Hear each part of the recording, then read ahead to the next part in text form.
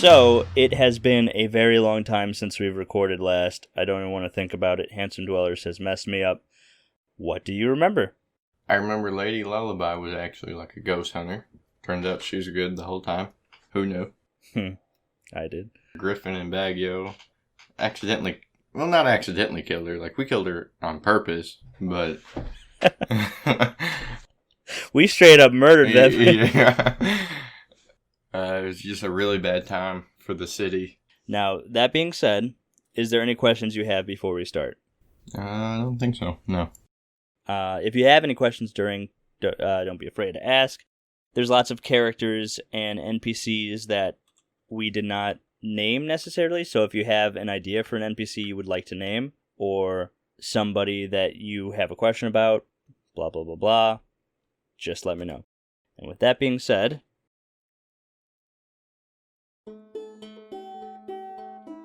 The night is dark.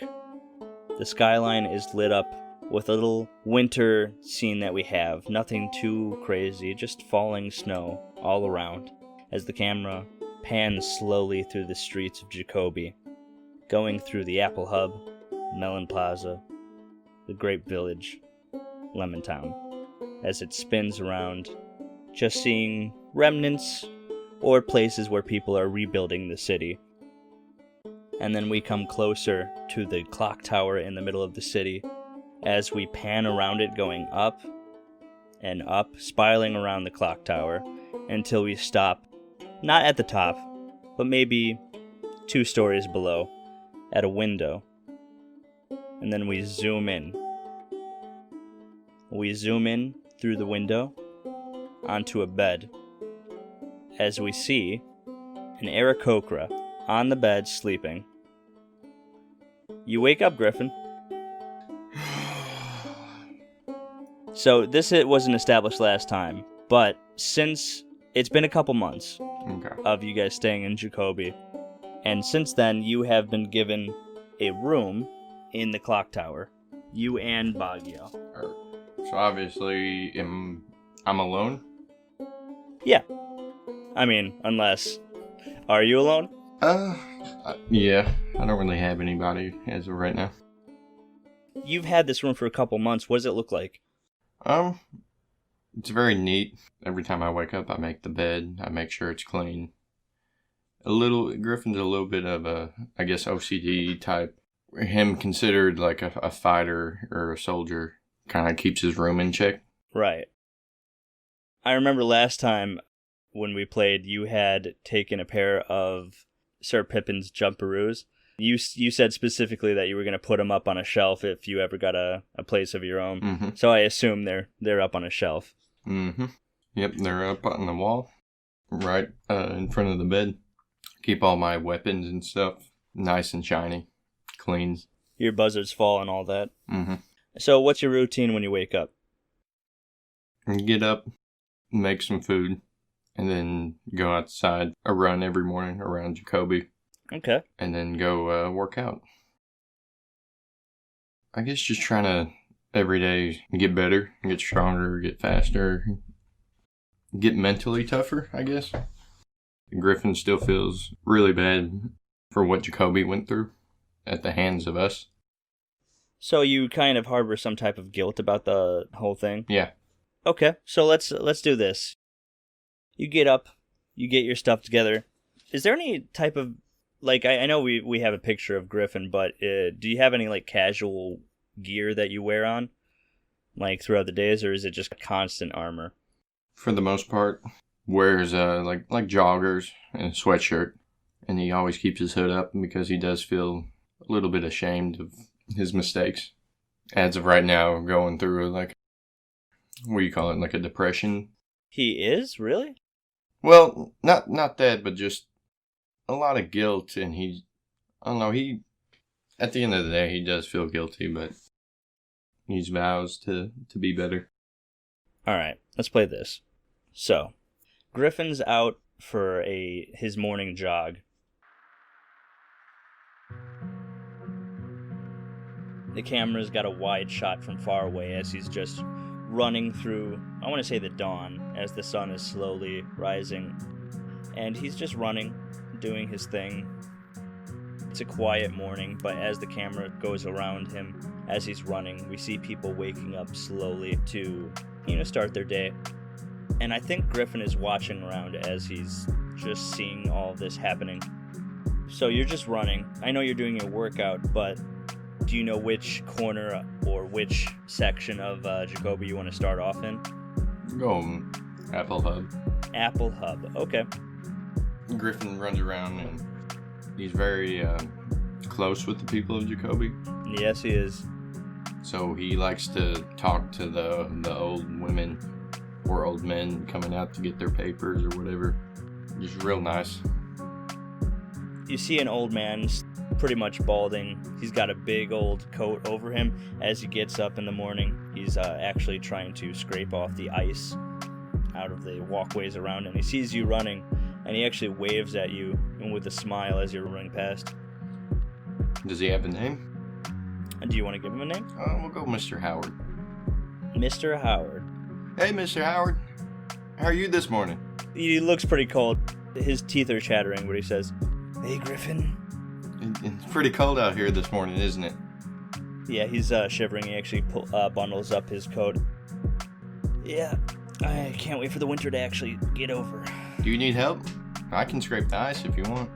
Would you? Yeah, no problem. And Griffin heads over there and scrape the ice off both windshields if he has a car. Let's say it's a carriage. A carriage? Yeah. What am I scraping the ice off then? The windows. There's glass on some carriages. Okay.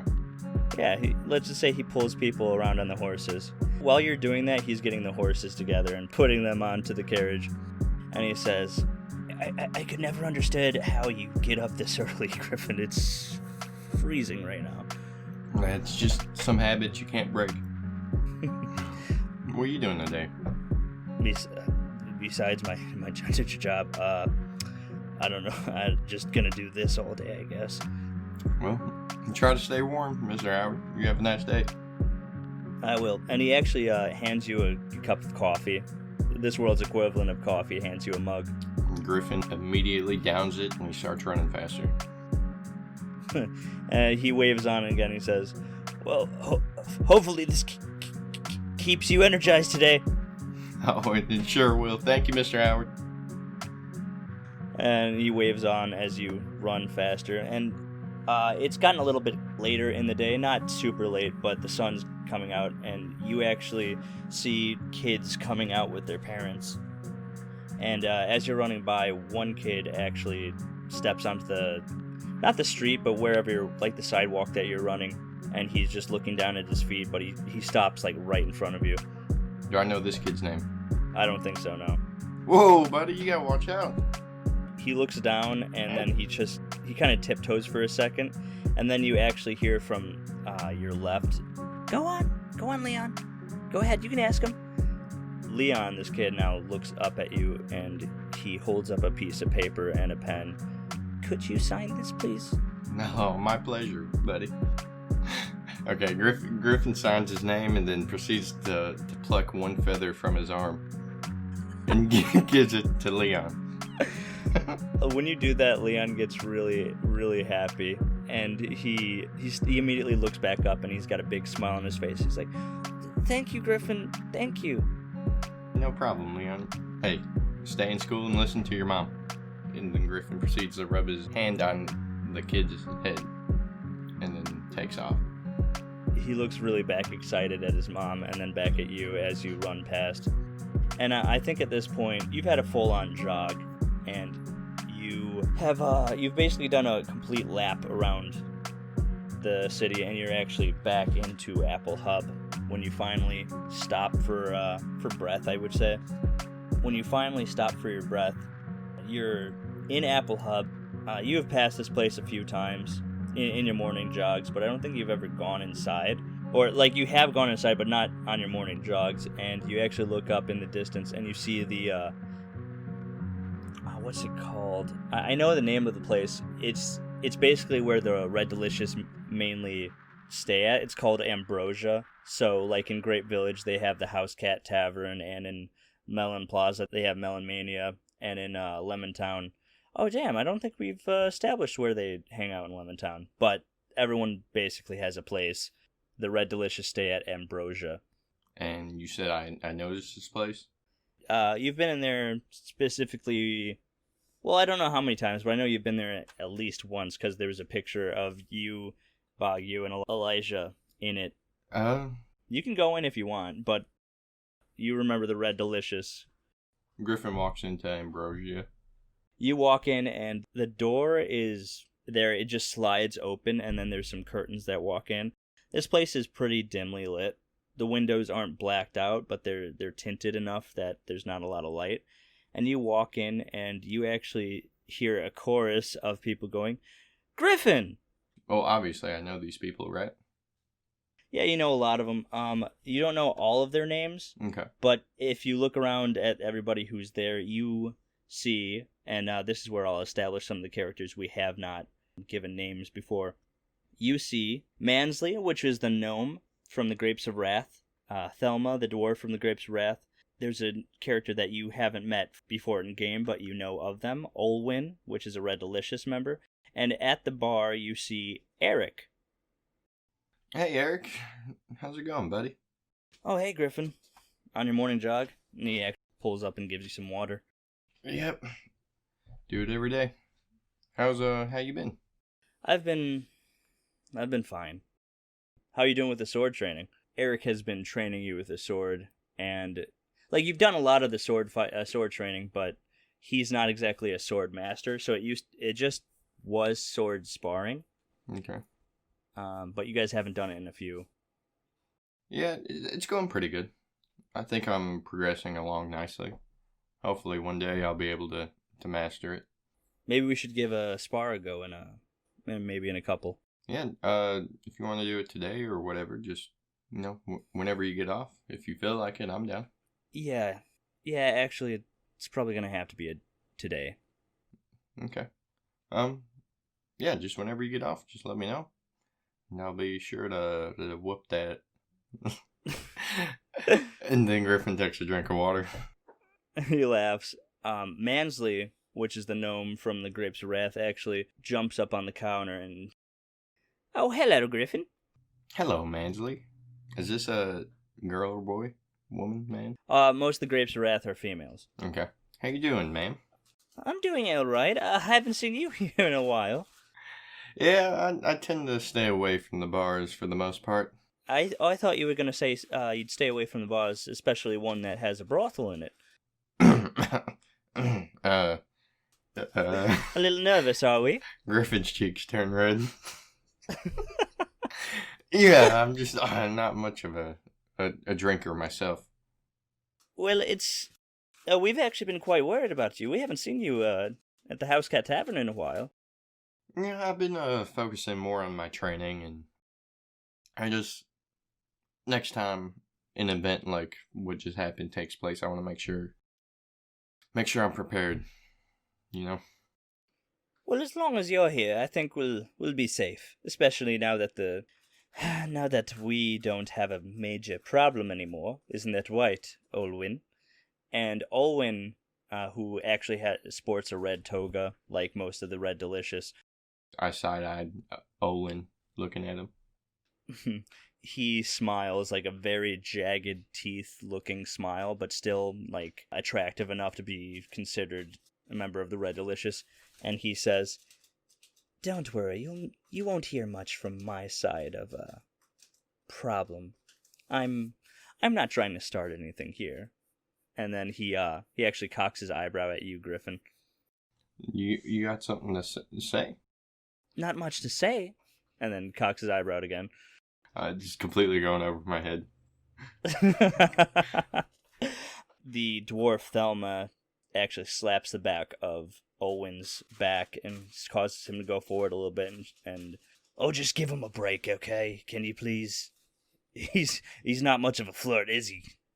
No, I don't think he is much of a flirt, no. Oh. He's as handsome as one. Well, I appreciate it, ladies. But I gotta focus right now. But I appreciate the gesture. After you say that, the door opens from one side of the bar. Like there's a little curtain, light comes pouring in, and you spot... Can you roll perception? Yep. 12. Okay.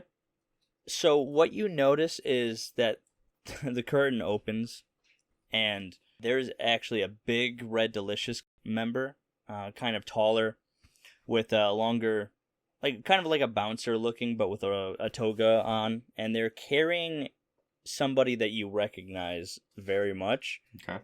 but you have not seen them in 2 to 3 months. The bouncer is carrying this person, and you recognize them as Eskil, the fire genasi that you kind of interrogated with Elijah and Baggio in episode 2 of Jacoby's Lullaby. Really? That's awful. And they're being carried, about to be thrown out of Ambrosia. I turned to the bouncer. So what calls for this? Oh, he's just causing a ruckus. Nobody really wants the genasi in here. And you actually hear Olwen says, "Oh, a genasi made his way in here? Oh, boo-hoo, no." And Thelma says, "Good riddance. Goodbye. Goodbye." Griffin... I'm debating. Griffin's gonna sit this one out. That's fair. He's just gonna go back to drinking water, minding his own business. So you turn around from the Red Delicious throwing out Eskil out of the bar, and you actually see Eric staring out as that happens. But Eric was staring at Eskil as he got tossed out of the bar. Griffin turns to Eric. Why the face, Eric? I'm just thinking. Because, before what happened, the Genasi kind of ran this place with an iron fist or with not, and now they're just having a hard time going anywhere in the city. And he's whispering this to try and make sure that Thelma and Olwen and Mansley doesn't hear it. Okay, so Eric feels bad for the Genasi. Yeah. I just feel bad because Eskil and the other one, the Earth Genasi, I was kind of charged with taking out of the city. And then when Spruce got a hold of me, before we even got out, he killed the Earth Genasi. Eskil only survived because he was basically comatose. I mean, I get where the people are coming from. When you get ruled for so long, I mean, can you blame them? I guess you're not. But go ahead. Then again, I mean, certainly, you kind of gotta forgive and forget. Let me rephrase it. You gotta forgive, but not forget. Eric understands exactly what you mean by that. He says, I completely understand, Griffin. It's just, I guess I'm reflecting super hard on who that is, because and he gets really quiet, and he says, because, I was a buzzard, and people don't take too kindly to that, and I'm also a human, and people don't take too kindly to that, so I guess I understand where they're coming from. But I'm also afraid. Afraid of what? I mean, we stopped Spruce, who was a Genasi, and I'm not sure if you're too familiar with anything that's going on outside of the city, but we're still at war with the Genasi, and we're not too far away from the capital city of the Genasi, and who knows if they'll send more Genasi here. I know the gangs here are trying to fortify the ins and outs of Jacoby, but I'm more worried about, I guess, retaliation for our retaliation. It's kind of a vicious cycle if you think about it. Real quick, he's worried that the Genasi's gonna have a full-blown attack on Jacoby? Yeah, he's worried that there's going to be another retaliation from the main Genasi forces, because this place was a foothold for the Genasi. They had this place locked down because it's the first town outside of the big old wall on the map. I'm going to actually toss in the map. Okay. Of the world, because it's been a long time since the last time you've seen it. So he's afraid that the way people's treating the Genasi in this town is going to call for retaliation? Yeah, another rebellion. He's just saying it's a vicious cycle. Oh, okay. One rebellion happens, and if you don't treat everybody right, another rebellion will happen. Right. It keeps on happening. So Jacoby, if you look on the map on Discord, you see that little circle there on the top left where that X is? Mm-hmm. That's Espero. That is the capital of Genasi. Now, if you go up, like north, east, to where that bridge is. Oh, the bridge? Yeah, the bridge from that continent to the next continent. Yeah. That opening to that bridge, Jacoby is basically right there. Jacoby's where the bridge starts? Yeah. Okay. It's the first town before the bridge starts. And that's the worry that Eric is saying, that we're very close to the capital city of Espero, and we took out the Genasi that were holding this place down, and if we don't get retaliation or people here soon, it's gonna be a short-lived victory in his mind. Okay. It is a vicious cycle, but you gotta be ready for it, I guess. Kind of my mission right now. Let me ask you something, Griffin. I know you gotta be ready, but what makes you not want to make others ready? Because from what I've seen, you've just been training yourself. Yeah. That's a good point, Eric. I mean, I guess I didn't want to feel responsible for any more deaths. I feel like if I'm training someone and take them under my wing, and I wink at Eric, that if anything was to happen to him, it's on me. And that I didn't train him hard enough, But, I mean, if this attack is imminent, I mean, you're right. This thing's bigger than me. I can't do it all. While you're saying that, he actually looks kind of through you. He's paying attention, but I think he just realizes something when you say that. Okay. He thinks about it for a second, and he says, permission to say something that I don't mean to offend you or anything, but permission to say something that might. Permission granted. When you take responsibility of somebody, it's kind of like taking a parental role. And he kind of winces when he says that. And he says, you may not want to take responsibility because what if they don't, make it? Because you don't want to have that on your consciousness. But if you don't take responsibility and they don't make it anyway, then I think you're still going to have that same amount of guilt. Right. You make a good point.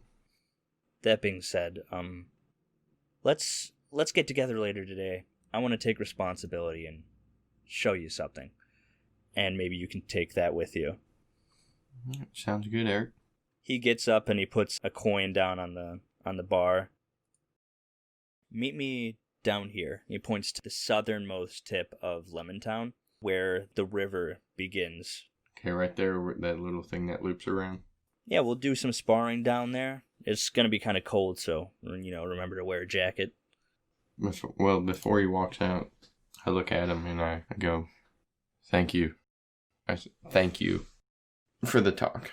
He turns back and he says, he turns back, and before he walks back out, he just says, I've seen that. I've seen that mindset from everybody, especially in the Buzzards, this solo mentality. It's never as heroic as your way of thinking. Usually it's just they want to go solo because they don't want anyone to control them. So yours makes sense, but I want you to be able to trust other people. Okay. And he says, meet me here later. We'll get some training, and we'll try not to talk about anything too somber. Sounds good, Eric. He walks out of the bar. And after he walks out, Thelma slides up next to you. Hey, Griffin? Yes, Thelma? You want to take these shots with me? I appreciate the offer, but I better get going. Thank you, though. Okay, fine. And then she takes 2 shots at the same time. Shot. Everybody shot. Olwyn takes a spot behind the bar, and he's got this little couch chair thing, and he sits down and he waves at you and he says, "Bye, Griffin." Bye, Elna. And then you walk out. I'd like one last scene Okay. before we meet up with Eric, so if you want to just go somewhere else in Jacoby, doesn't matter where, doesn't matter when. I mean, well, it matters when. Doesn't matter where, doesn't matter with who. You can literally make up any NPC you want for this, anything in general. Actually, it does matter who. You can't talk to Baggio because he's not here. You can go to House Cat Tavern. You can go talk to Chad. Can I go check on Isabel? Go on over to Grape Village at the House Cat Taverns. Griffin flies over there and arrives at House Cat Tavern. You fly over to the House Cat Tavern, and you're walking in, and it's pretty crowded compared to Ambrosia. You walk inside, you see just all the girls hanging out, laughing, having a fun time, and it seems pretty nostalgic because it's been a while since you've been here. Like, you guys used to live in here before. They were just like, yeah, let's just give you guys room so you quit wasting your money here. But you walk in, and there's Isabel behind the bar. "Oh, hey, Griffin." How you doing, Isabel? "I'm doing fine." How you holding up? "I'm fine. Thelma and Mansley are not here, so I'm behind the bar, I guess." Oh, yeah. I saw them at Ambrosia. Her face drops. Oh, "Oh, really?" was I not supposed to tell you? "No, it's fine. They're just hanging out at another rival gang. It's fine. Whatever. It's whatever." Folds her arms around her chest. And it's not like I'm the leader here and I'm supposed to not be behind the bar. It's fine. What will you have, Griffin? Well, Come on. Well, let me give you... No, real quick, let me spit shine this cup for you. Actually, Isabel, I'm good. Thank you, though. Do you need help with anything? I don't know. What are you good at? Need help? Wash dishes, pick up around? Figured it seems like you're alone here with the house full. You look like you need some help. Are you a good cook? No. No. No. Well, I'll take it. Okay. She points to the kitchen. There's a little hole in between the bar and there's a kitchen back there, and she goes, "Go put on an apron, go back there. I'll start handing you the orders." Okay. Griffin pulls out his collar. Alright. Griffin goes back there and puts on an apron. He's a little bit nervous. Yeah. A little bit. I hope you know I'm going to be making you roll. Oh, that's fine. Also, folks, I know last time we left off without any points of inspiration, but my buddy here and you can let me, but I'm going to give Weston a point of inspiration because he just got engaged, and I'm very happy for him. Oh, thank you. There you go. Okay. All right, cool. So what does that do? So you can re-roll any roll that you have. You can instantly make it advantage, or if you make a bad roll, you can use your point of inspiration to re-roll again. Okay. Yeah, am I gonna be able to use this on these orders? Is that what this is? I mean, if you want to, but I would wait to use these. Yeah, I was gonna These say. are very important. Yeah. But anyway, you walk back there, and there's actually a Grapes of Wrath member. She's got this purple scarf on, and she actually has an apron handed to you, and she points at the sink and tells you to wash your hands. Okay. He puts the soap on. Starts washing her hands. Washes Griffin's hands. Did you want to name this NPC as well? No. Okay. No. Just trying to think of a cool name.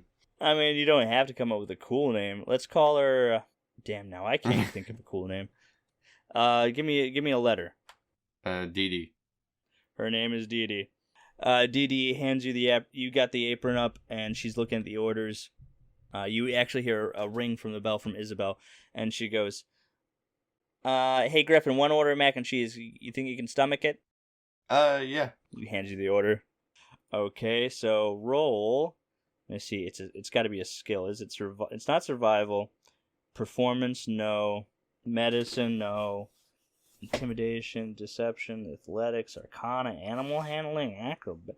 Let's just do survival. Survival, I think, will work for cooking. Ooh, a 4. 4, dude.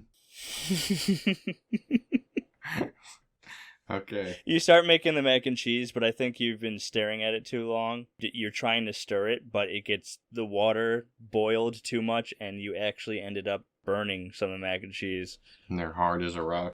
Yeah, you underboiled it and you burnt it. Yeah. And now there's too much cheese all over it. No, she'll be having brick and cheese. All right, what do you do with the bowl of mac and cheese now? Also took too long. Yeah, I'm just gonna go and wing it and give it to Isabel. Poor guy, dude. You just kind of put it up on the thing and slide it towards Isabel. Yeah, I slide it towards Isabel and I don't make eye contact with her. She grabs it and you're looking away and you just hear, Griffin? Yeah. And you turn to her and she has the bowl upside down. And it's just sticking to it, huh? It's just sticking to it. I'll try to make another one. Just Nope. This is fine. Hey Frank, here you go. And she slides it down down the bar, and you just hear, "What the fuck is this?" I was about to say the same thing. Order up. I can't eat this. And it's not my problem. Isabel looks back at you through the window, and she goes, "You've never cooked anything, have you?" No. I usually just eat seeds. You eat seeds I'm all the time?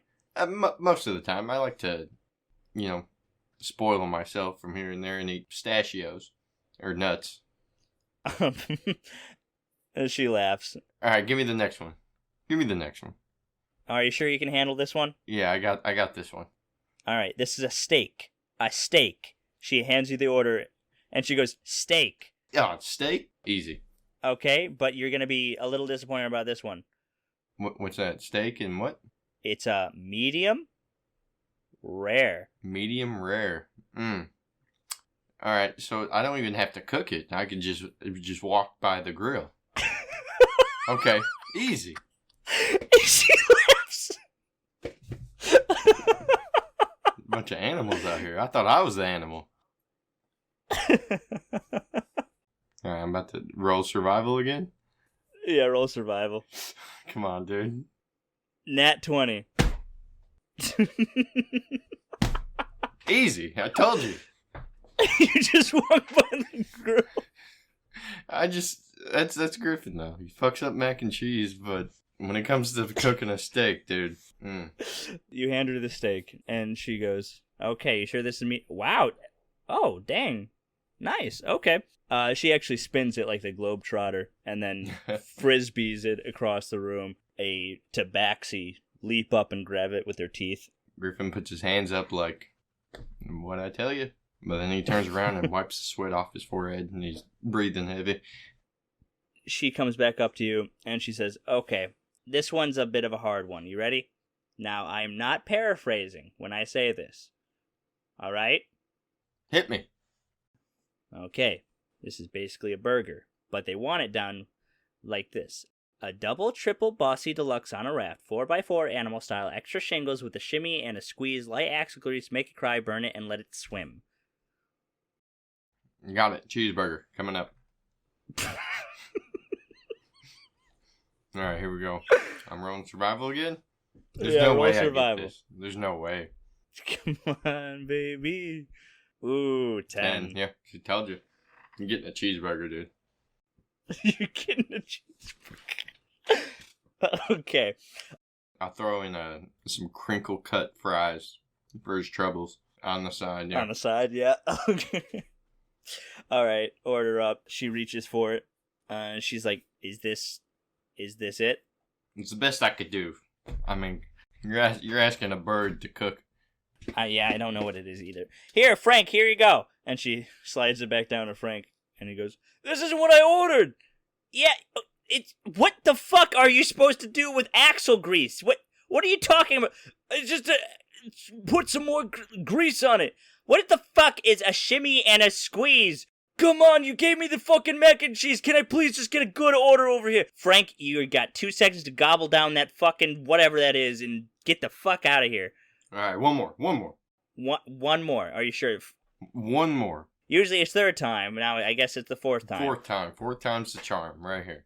Oh, okay. Here we go. If I screw this up, I'll quit. No more.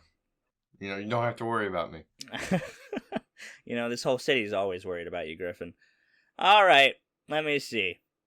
All right, here you go. Now she hands you the order. She's looking at it. It's upside down. Do you pick up the order? Yes. Pick up the order. It's a pizza. Anything special about this pizza? Nope. Okay, here we go. Natural 20. Oh my god.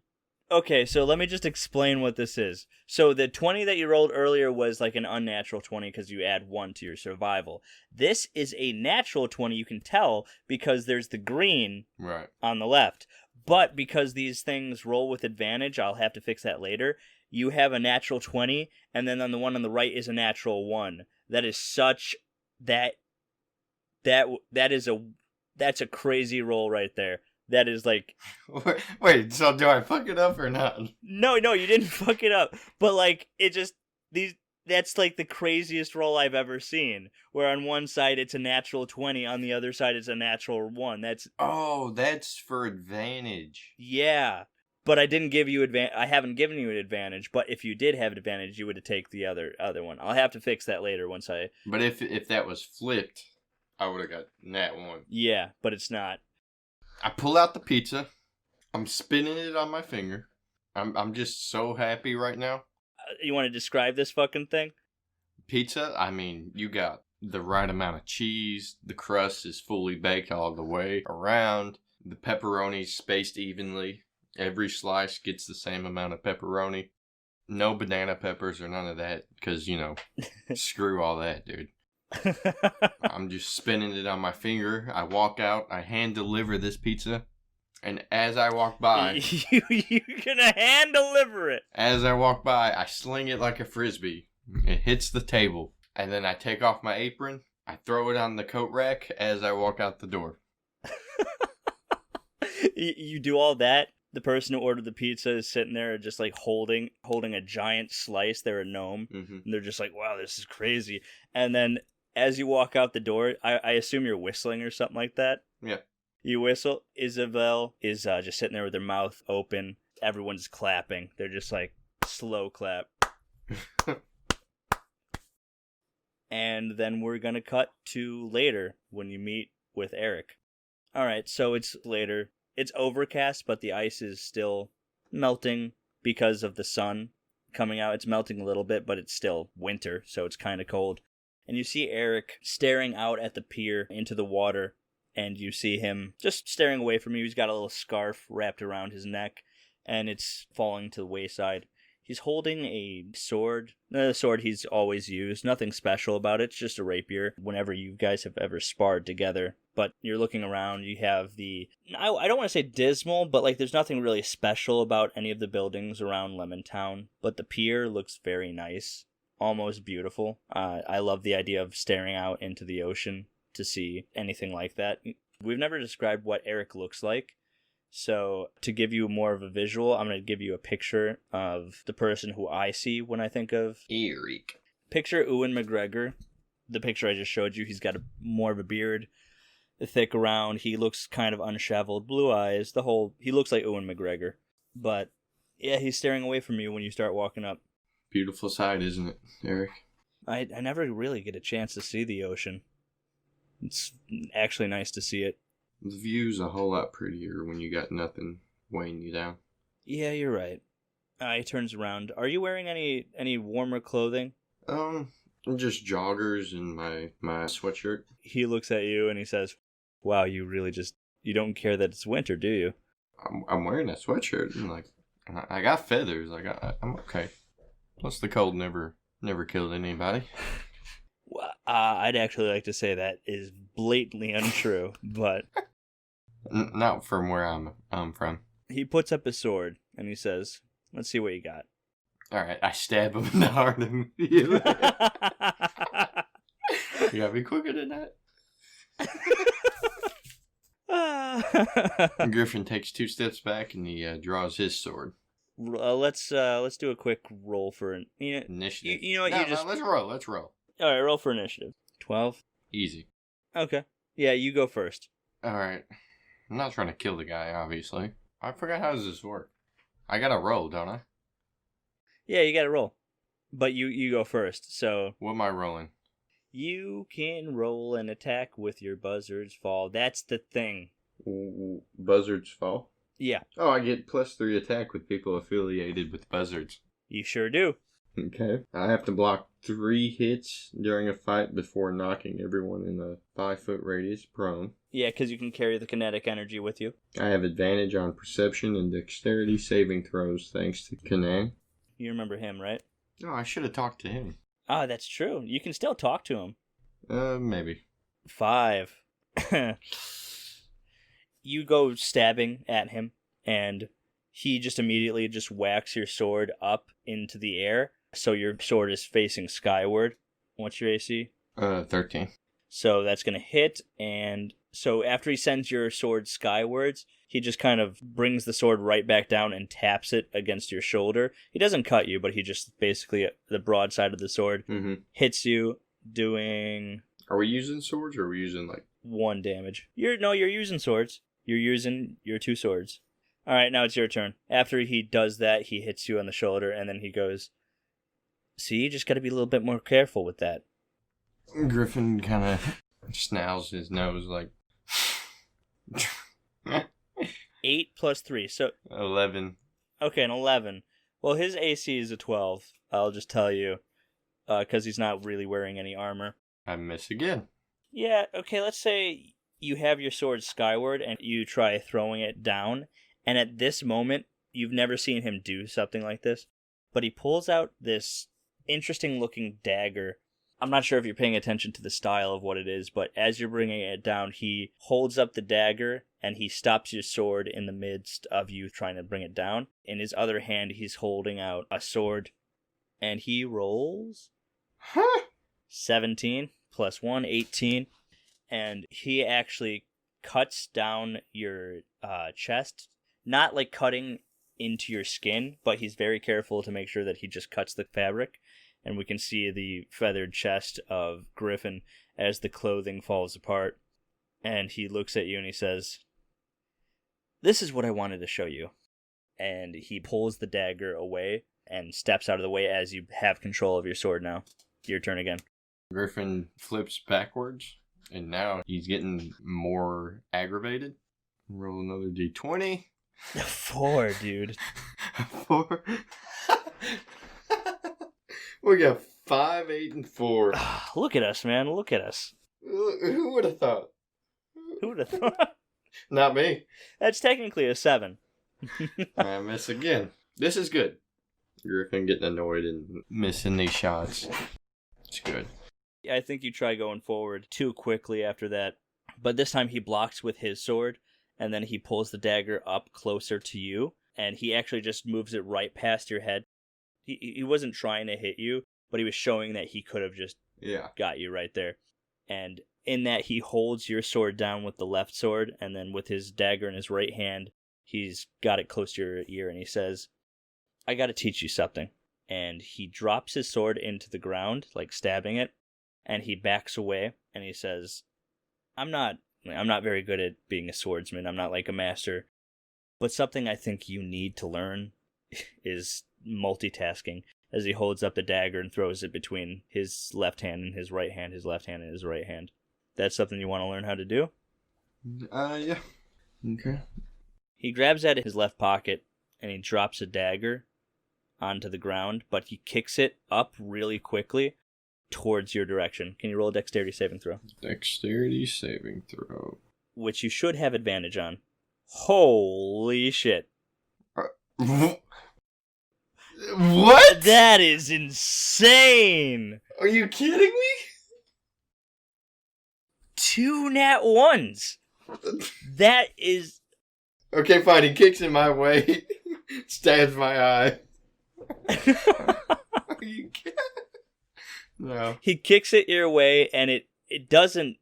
Like, he doesn't mean it to... But It stabs me in the chest or something. Yeah. Here, fuck, let me take a... Yeah, just take 1 damage. It doesn't go deep. And you look at Eric and his eyes are wide and he's like, I thought you were going to catch that, I swear to God. Yeah, I thought so too, Eric. But look, who would have thought? Not me.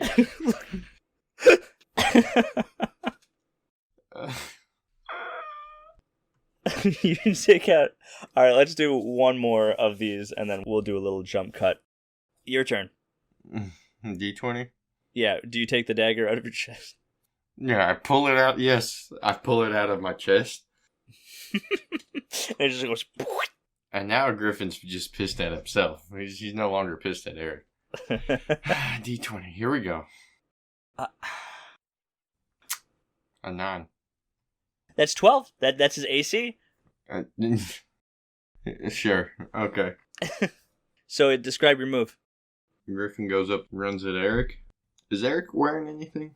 He's wearing a scarf, and he's not wearing any armor, but he's wearing a scarf, and he's wearing like a long leather kind of duster, but it stops at the knees. Griffin runs at Eric with his dagger out, and at the last second he jumps over Eric and cuts his scarf on the back of his neck. And so it just falls to the ground. Yeah, it just falls to the ground.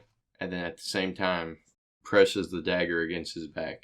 Kind of like hold him hostage, the way they do with the gun. He's sitting there, holding his sword and his dagger, and he feels the point in his back. And he says, all right, I think you're getting the hang of this. And he rolls forward onto the ground, does a little somersault, and then turns around with his sword, and then starts sprinting at you, and then we cut. We're going to say that you guys did your little training thing, and at the end of it, Eric is exhaling and inhaling really hard, holding his weapons together, and he says, so, how do you feel about dual wielding? I think I enjoyed it. I think it'll definitely add a feather in my cap. He winks at Eric again. And I'm glad you taught me this. It's something I really needed. You can never be too prepared. He smiles a lot. Can you roll a perception? Does it really matter at this point? Oh. This is the one. 17. You see him smile, and then in the distance, in the pier, you actually see someone pulling up a boat on shore, like a little small dinghy. Nothing too extravagant. There's not even a name on the boat. It just looks like a small little ship. Were you expecting anyone else, Eric? Eric looks down on the ground. He just shakes his head, and he says, not exactly. Someone who was on the ship, who pulled it onto the pier, starts walking up to Eric, and he says, Mister, your boat? And Eric hands him some money, and the man walks away. And Eric looks back at you, and he says, just come over here. And he starts walking towards the boat. You leaving us, Eric? What you said, what we talked about earlier in Ambrosia, it got me thinking. There's a lot of things happening in this world. The war, what happened in Jacoby, and you guys saving me, it opened my eyes to what I was actually doing, and that I haven't really accomplished anything. Like you said, I've never taken responsibility for other people. You don't want that on your consciousness. There's a responsibility I've been shirking for a long time that I need to go fix. If you need anything, you know where I'm at. And everyone gets second chances. I think we all know that. But just know you have a friend in me. And I wish you the best. He grabs his dagger that he was using, and he says, give me the dagger I gave you. Griffin pulls the dagger, turns it to where he's holding the blade, and hands it to Eric. The dagger that you just gave him, it's kind of like just a dingy old dagger, nothing really special about it.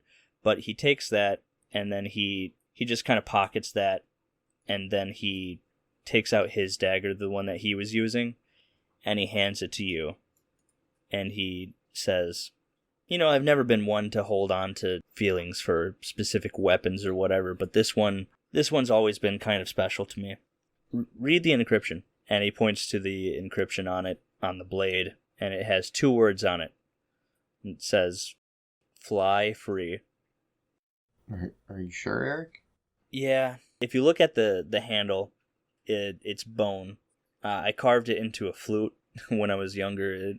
I kind of attached it to the blade. When we would scavenge, me and the buzzards and everybody, we went through Wraithings. And you, Griffin, you know that Wraithings, in the history books at least, is one of those places that people just never try to go to, unless you're kind of edgy. But Wraithings is the place where there was a huge battle that a lot of people died in. Everyone assumes that was the moment that the Bedrocklam were all killed in a fateful accident. No one really knows what it was, but that was one day the Bedrocklam were there, and then the next they were just no longer after that. And there's so many skeletal remains over there that everyone assumes that's when it happened.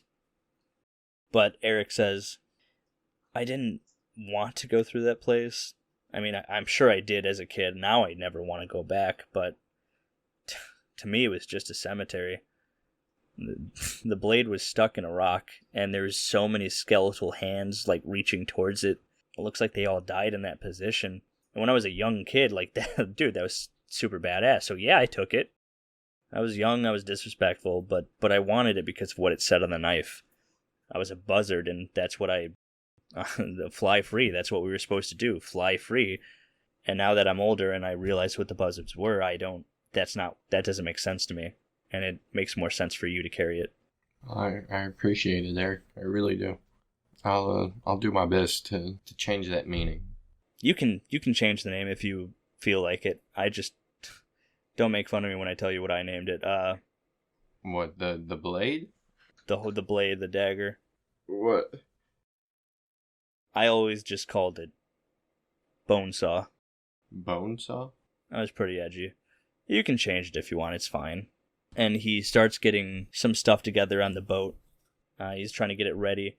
He continues on, and he says, I hope I get to see you again. You've changed my life, Griffin. And I don't want me leaving right now. I don't want you to take that for granted or think that I'm trying to leave because I want to.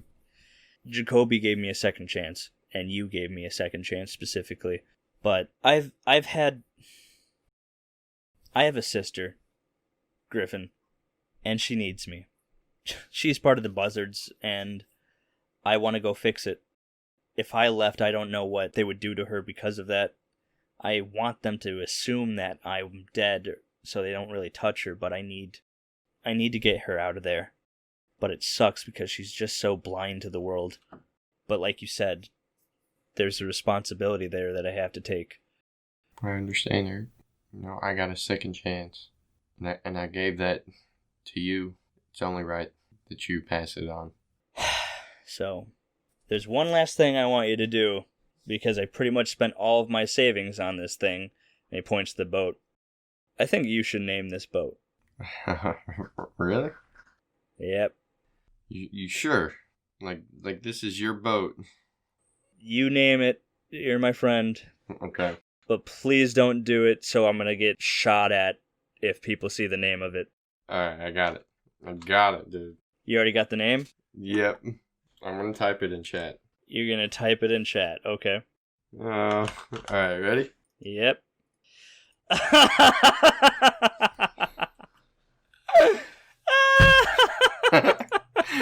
I'd like to, yeah, boy! Eric laughs really hard, but he puts his hands on his face, just rubbing it. He's like, okay, yeah, boy. Hey, it was either that or cirrhosis of the river. Oh, boy, yeah, that one's got a mouthful. Okay. He pulls out a bucket of paint. You and Eric sit there, and you start painting the name onto the boat. YEAH space BUOYSS, yeah, boy, or buoy, or whatever, how... Boy. Yeah. Can I add one more thing? Yeah. And then Griffin takes purple paint and paints wings on each side of the name. I like that. Eric puts up his hand for a fist bump. They fist bump. Griffin dabs. And Eric says, "Fly free." You too, my friend. And as you watch Eric get the ship ready, he starts sailing away from the pier. Turning back to you, he puts his hand out in a wave before saluting you. And he stares on for a second before turning away and facing on towards the sea. At that moment, the sun finally sets. It's nighttime, and the stars are beautiful. The night sky.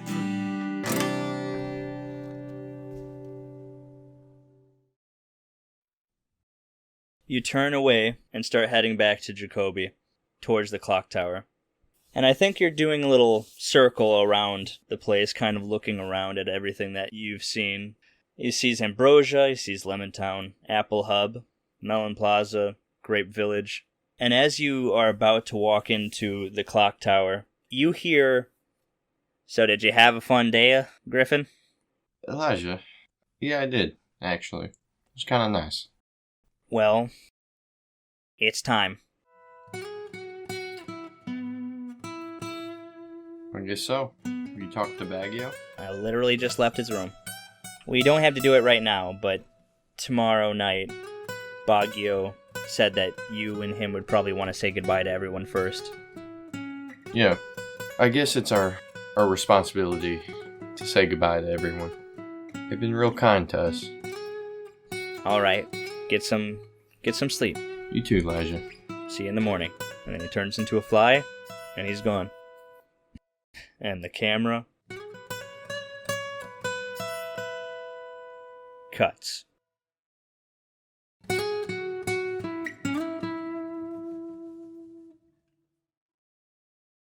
Dude, I kind of got emotional, dude, like with the guitar. We got brighter lights back home.